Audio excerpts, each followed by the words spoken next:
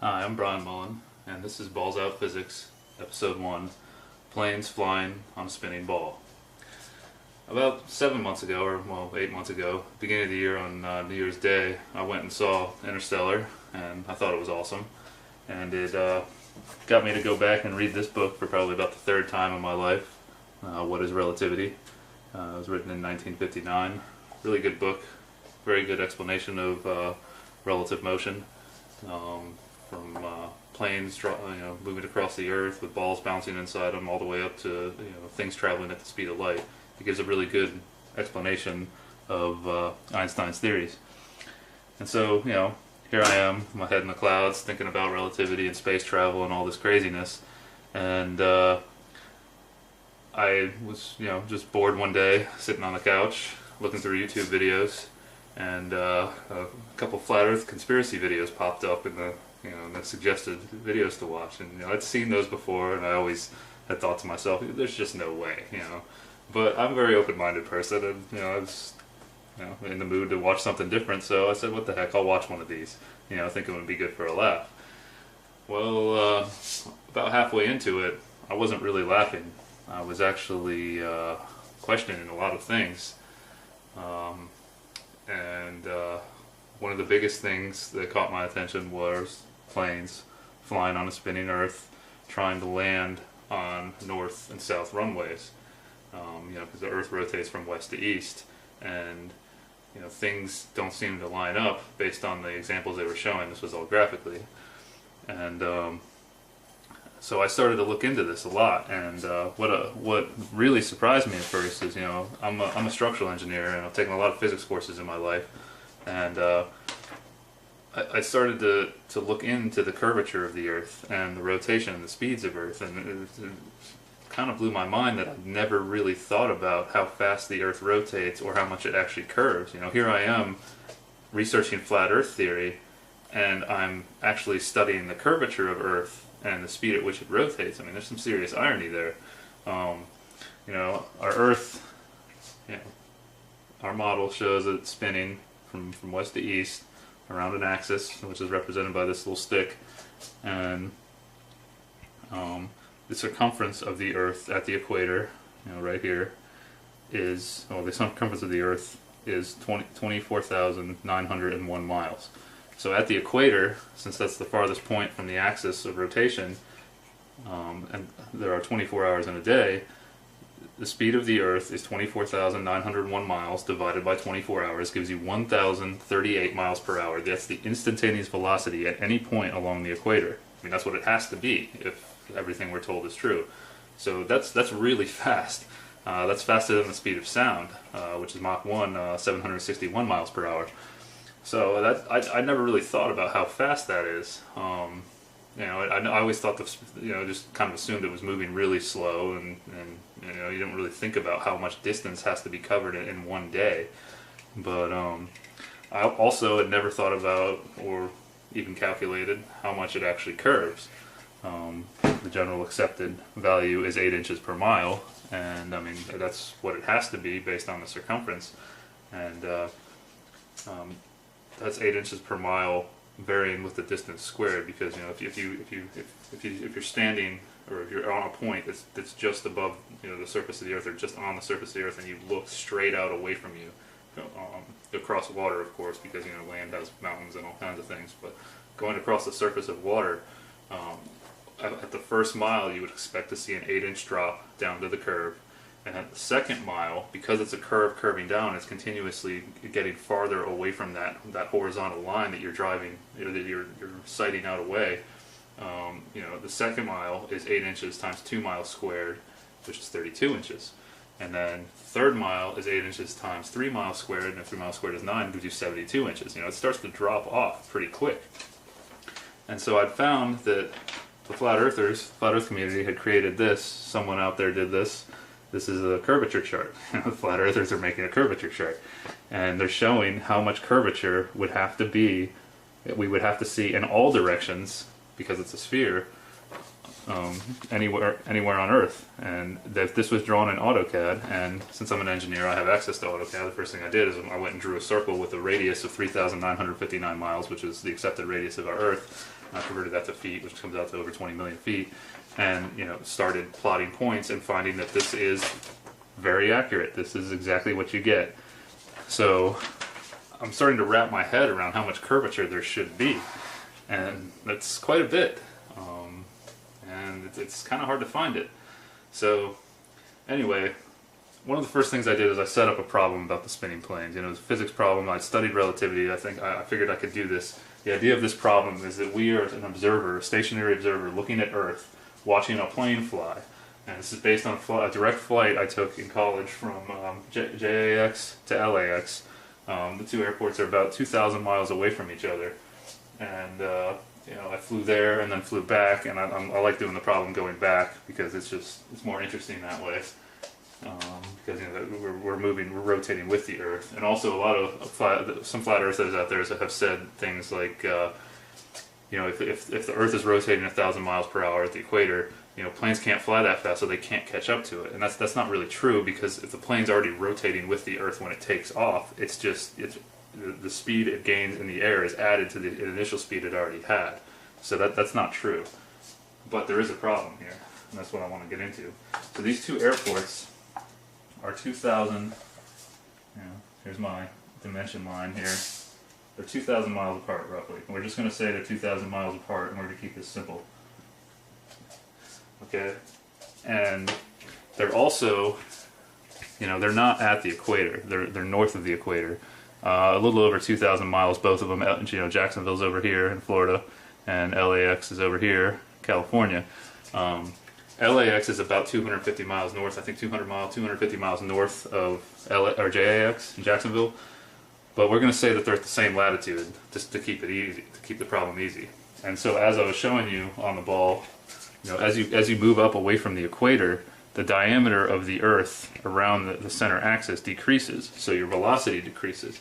You can calculate this, and I played around with some numbers, and I got between 850 and 900 miles an hour for both airports. So I just said let's just use 900, just to keep it easy. It's a hypothetical problem, but it is based on reality. So the reality we're all taught to believe. So here we are. We're going to fly back to JAX. Sitting on the airport in LAX, we're going 900 miles an hour east. The Earth is moving that fast, but we can't feel it because everything's stuck to it, right? So we're told. So the plane takes off and gets up to its cruising altitude, whatever that is for the day, 30,000, 33,000 feet, whatever they're going to fly at. And it gets up to a cruising speed of, let's say, the velocity of the plane, VP, equals 600 miles per hour. Now, since it was already moving, the velocity of the plane relative to Earth, which we'll call VPE, is now 600 plus 900 miles an hour gives us 1,500 miles per hour.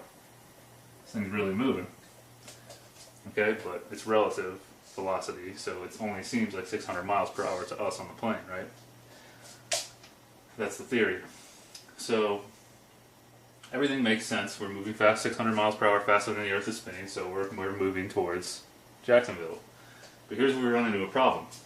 Let's say there's a north-south runway in Jacksonville. Now Jacksonville's runways are actually orientated kind of 45 degrees northwest and northeast, but north-south runways do exist. You can go look on Google Earth, you'll find them. They're all over the place. And of course, LAX's runways all point east-west, and they're right on the water, or right on the ocean. So we get up here to this point. Right before they make the turn, the plane slows down. Okay, this is where the problem comes in. Planes cannot stop flying before they make a turn. They can't go to zero, and going to zero would bring you back to 900 miles per hour that you started at. But you can't go to zero because a plane has to keep flying forward to have uplift on the wings and keep itself in the air. Duh. So it's going to slow down before it makes the turn, but it's not going to zero. So let's say it slows down to 300 miles per hour. You know, and then it also that's the speed it slows down to before it makes this 90-degree turn, or this right angle turn. So here, the plane, right before it makes the turn, is traveling at VP prime equals 300 miles per hour. You know, VP prime is just the new speed, okay, or the new velocity in this direction. But it's also got its relative velocity to Earth, which would be VPE prime, is now 300 from 1500 is 1200 miles per hour.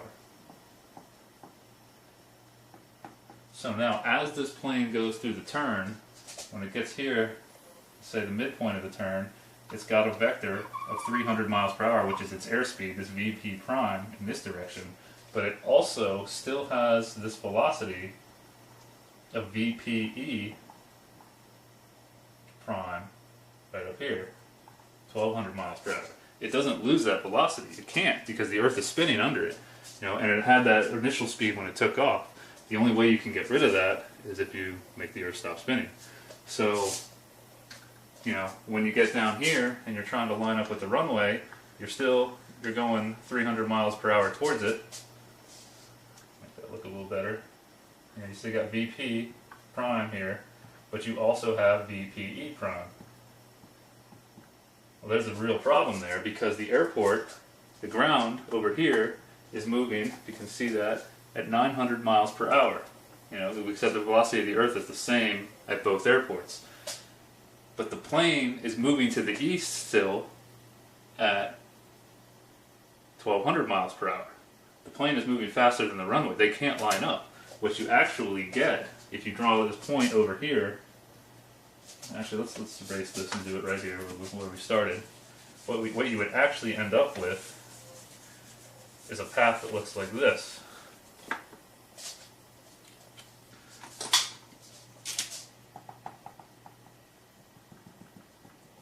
More of a linear path, because the plane, you know, if this point represents the plane has a vector this way and another much larger vector this way. So you're getting something like that. The plane is actually sliding sideways through the air. That doesn't make sense. I mean, it's kind of what's going on. You know, this question, of course, you know, people say, well, the atmosphere. This is what I thought too initially. The atmosphere is moving with the Earth. So, you know, since the atmosphere is moving with the Earth, you know, it's like a fluid that you're traveling through. So it doesn't matter that your initial speed was 900 miles per hour, and then you have a relative speed, and that doesn't work. When you really start to think about it, it doesn't work. You know, the best example I got from another engineer I showed this problem to was he said, "What about a fly on a train? You know, the train." The air in the train is moving with the train, and the fly can buzz all around inside the train. You know, you've probably seen bugs in a vehicle before of some sort. You know, and the fly is unaffected by the movement of the train. Well, first of all, a fly can hover, which a plane can't do, and also the air in the train is contained within the shell of the train. Earth does not have a shell that, at least so we're told, that contains all the air. You know, the space shuttles and rockets and everything flies through it. You know, they leave the Earth. What's supposed to hold our atmosphere to our Earth is gravity. So we're told, you know, air actually still has a mass, and so gravity pulls. You know, anything with mass exerts, as we're told, anything with mass exerts a force on anything else with mass, and they attract each other. I'll get into that in another episode, because that's also a big issue I'm finding. But so the atmosphere, you know, spinning with the Earth, you know, wind blows in all different directions. It's not constantly blowing from west to east, because if it was moving with the Earth, it would be blowing from west to east, and that wouldn't help us at all, because, you know, the plane is also going from west to east. So if anything, the atmosphere is just pushing it along. It's not helping slow it down. If you reverse the problem and go the other way and flip the runways around, which is what I initially did, you end up with the plane going 300 miles per hour too slow. And of course, if the atmosphere is going from west to east, then maybe you could say that the atmosphere pushes the plane back up to that velocity.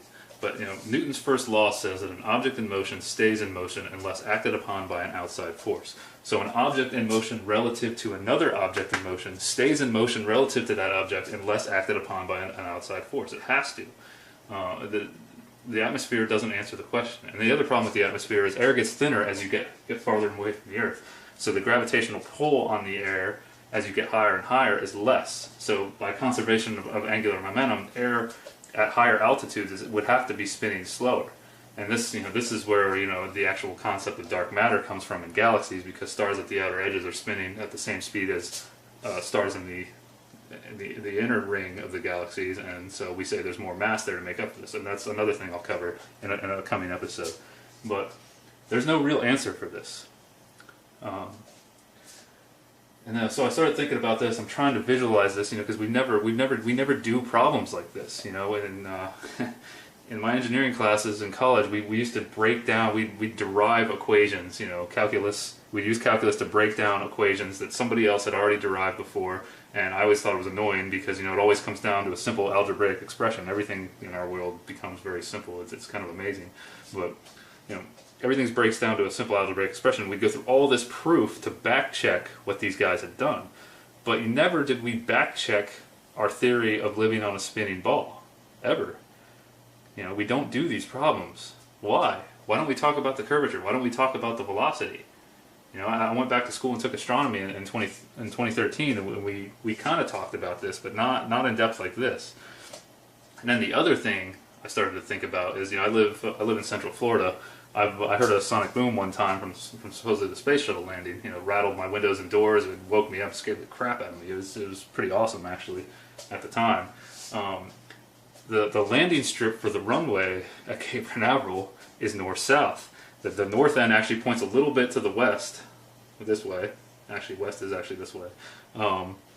But it's mostly north-south. And I also have seen the space shuttles take off from the beach. I accidentally saw one. I just happened to walk out on the beach up in Jacksonville one time and saw one take off. And I saw it go out over the water, going to the east, which would actually be this way. Going out over the water to the east. And then it disappeared from my sight. I thought it went out into space. So it's rotating with relative to the rotation of Earth. Definitely. And when it gets up into space, it's still going to have those components. It's adjusting with we're told it adjusts its movement in space with air jets. Spraying mass out into nothingness, which I'm also going to do another episode on, because that doesn't make sense either. But we'll get into that too. So now this shuttle is going to re-enter the Earth's atmosphere, traveling at thousands of miles per hour when it comes back in, and it's supposed to come back in gliding. It comes through the atmosphere, and you've seen all the videos where the fuselage heats up, and it's slowing down, of course, as it's coming into our atmosphere. But if this thing is coming in at thousands of miles an hour, and trying to come in from either the north or the south end of that runway, and it definitely has components of velocity to the east or west, and that runway is spinning somewhere between 850 and 900 miles per hour to the east. This is insane. The little jets that shoot to the side and the shuttle aren't going to do anything in our atmosphere.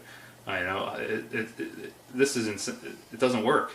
Really, try to think about this. Try to wrap your head around an Earth spinning. In all the movies we see of space, the science fiction movies and everything, whenever like a ship is coming up on a planet, the planets always seem to be stationary, because if they were actually rotating at the speeds they would have to be rotating for the length of their days, whether it's Earth or another fictional planet in a movie,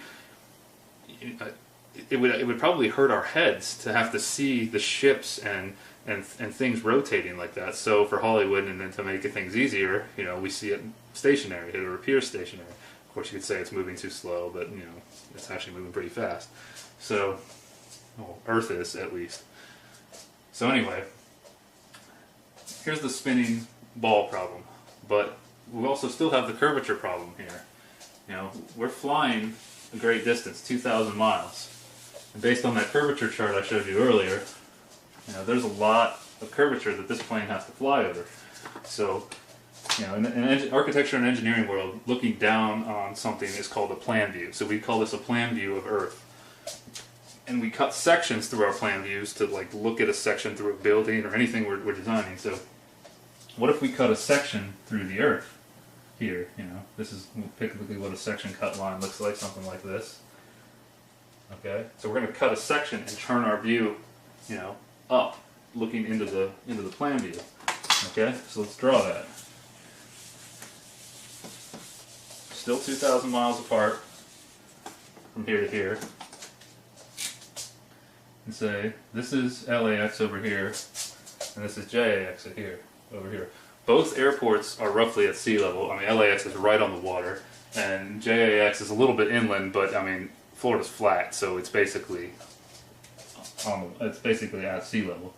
So we've got this curve of the Earth, the amount of curvature that we would see over 2,000 miles. And here is our datum line, which is sea level. Okay, so this is LAX, this is JAX. Okay, so this distance here, get something, use a different color for this. This distance here to the curve would be based on 1,000 miles an hour, 1,000 miles of distance. Excuse me. I mean, this is rough because where do we actually measure? Do we measure across the curve, or do we measure the distance between the 2 points? You know, miles are linear measurements, but we'll just ignore that and just keep it simple and say 1,000 miles. Now you take the curvature chart, you look on here, see if you can see 1,000 miles. 1,000 miles. The height of your curve at 1,000 miles should be roughly 128.4 miles. All right, so this distance here is 128.4 miles. Okay, our plane takes off, you know, heading this way, I guess, because it has to follow the curve, and it gets up to about 30,000 feet, 33,000 feet. That's 5 miles. That's a mile is 1 mile is equal to 5,280 feet. So now you're up here somewhere, and you're trying to fly over here, like this, I guess. I mean, you can't fly through the Earth like that, so you still have to follow the curve, obviously. Well, this plane is flying along and follows this curve, right? The Earth is constantly curving, so the plane constantly has to be following the curve. Well, that's a problem because when the rudders on a plane are straight, the flaps or rudders, whatever you want to call them, they're called rudders because it's just like a boat moving through water. Air is a fluid, really, and so when you turn a rudder on a boat, it controls the direction of the boat. Just the same thing in the air. When plane turns its rudders on the wings or on the tail, it affects its motion through the fluid, but it's just the atmosphere that's flying through, and it controls its orientation and where it's going. So, to follow this curve, the plane would constantly have to nose down. The pilot would constantly have to nose the plane down if that's how a plane flies. When I first thought about this, I'm like, that's crazy. The Earth is constantly curving, so it constantly has to nose down to follow it.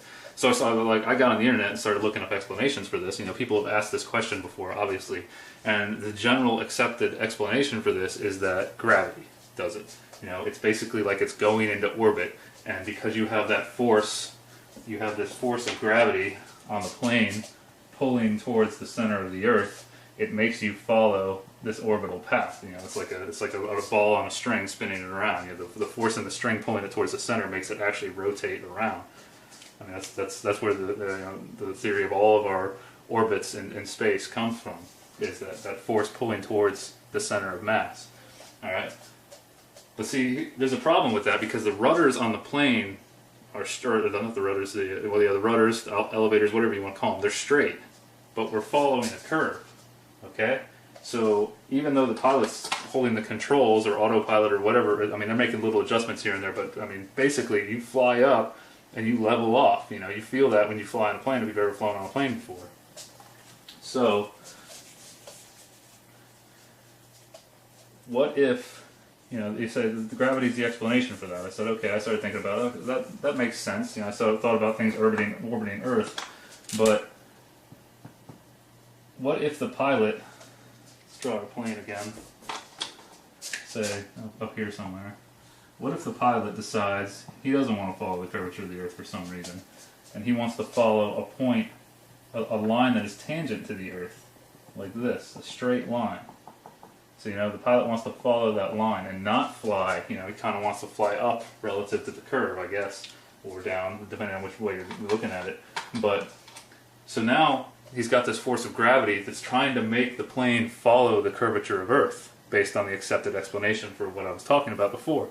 So, if you want to fly in a line that's tangent to a point, on the Earth, then you have to fight that force of gravity that's trying to make you follow the curve. So now it's the same problem in reverse. Now you constantly have to pull up on the controls or nose the plane up to fly in a straight line. You know, with the rudders, you know, you're cutting through the air, but you're flying in a straight line with the rudders actually angled like this to make the plane fly straight. That doesn't make any sense. This doesn't work. That's not an explanation. Gravity is not doing this. You know, where's this curvature? And you know, when you fly in a plane, you know, you'll notice when you look out the window, the horizon, of course, looks flat, and we're told that, you know, the Earth is too big and we can't see it, and it's also at eye level. You know, if there's really a curve, there should be a drop. Now this one, you know, people argue about this one. It's a big argument in the flat Earth, round Earth community, but it's becoming a huge debate on the internet. More and more people are waking up to this. It's pretty amazing, and you know what we're not taught in school is, you know, in the late 1800s, there was a raging debate going on between, you know, flat earthers and globulists, as they were called. You know, people still believed that the Earth was flat. Well, you know, Columbus didn't sail to America and prove, and everybody just started believing the Earth was a ball. A lot of people didn't believe it, and there's actually I've read some testimonies from civil engineers in the 1800s that just say it's ridiculous. You know, when they're talking about laying train track and all kinds of things. So I'm at a loss here. I don't know what to think. I mean, I'm kind of thinking it's flat and stationary. I've gone to Lake Apopka, and I've taken my telescope there, and on the south end of the lake, you know, Lake Apopka is one of the biggest lakes in Florida. I think it's the second biggest. On the south end of the lake with my telescope sitting 3 feet above the shore, I can see the North Shore 8 miles away. Well, based on the curvature chart, there should be, what is that? Based on 8 miles, I should have a 43-foot drop from one side to the other. I shouldn't be able to see the shore. You know, there should be a curve of water in my way. I mean, you can't see it on a rough day when the waves are in the way, but on a calm day you can. That doesn't make sense. I should not be able to see that. So I don't know what's going on here. You know, I've had my world turned upside down or right side up by this. I've spent a lot of time researching this, you know, a good 7 months, and I've seen a lot of different things. There's a lot of topics to talk about, but this is the one I thought I'd start with. So, I mean, you guys out there, you can leave comments, call me crazy if you want to, but you got to give me an explanation for this if you're going to call me crazy, and, you know, help me out here. I'd love to go back to believing that I live on a spinning ball, and that this isn't some massive conspiracy and we all haven't been duped, but human beings are very easy to fool. And it's actually much easier to fool a human being than to convince a human being that they have been fooled. You know, we come into this world, we don't know where we come from, we don't even know how our thought process actually work. You know, we don't know how we're able to simultaneously create thoughts and perceive them at the same time. You know, we still can't explain that. So what do we really even know? Anyway, that's getting off topic. This is episode 1. We'll be getting into more. I'll have many more episodes after this, hopefully. So until next time, peace.